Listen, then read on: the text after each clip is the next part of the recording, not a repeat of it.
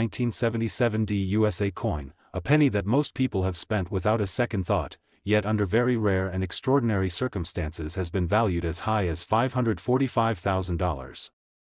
That is an almost unimaginable difference from its face value, and it all comes down to errors, mistakes, mint mark anomalies, and rare possibilities that transform an ordinary coin into a numismatic treasure. The 1977 Lincoln cent, often referred to by collectors as a Liberty 1-cent coin because of the long-standing association of American coinage with liberty and freedom, is a product of a very interesting era in United States history.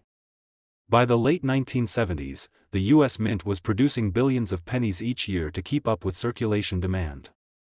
These coins were meant to be used, handled, scratched, and eventually lost or discarded.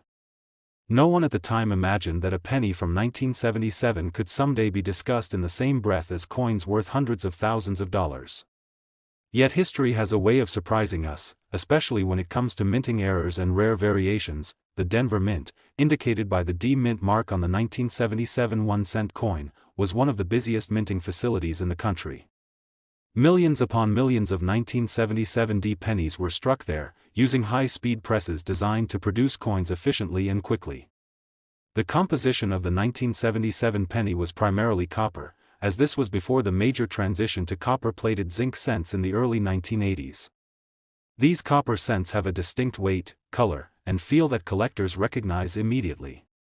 At the time, however, they were simply pennies, worth 1 cent each, used for everyday transactions like buying candy, newspapers, or getting change at a store. What makes the story of the 1977 D Liberty 1-cent coin so compelling is the sheer contrast between its original purpose and its potential value today. When something is produced in such massive quantities, it feels almost impossible that any individual example could be rare. But rarity doesn't always come from low production numbers. Sometimes it comes from mistakes, from accidents, from brief moments when something went wrong in an otherwise carefully controlled process.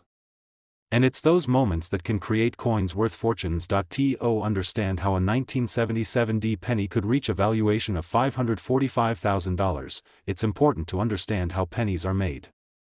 The minting process begins with metal blanks, called planchets, which are punched from sheets of metal.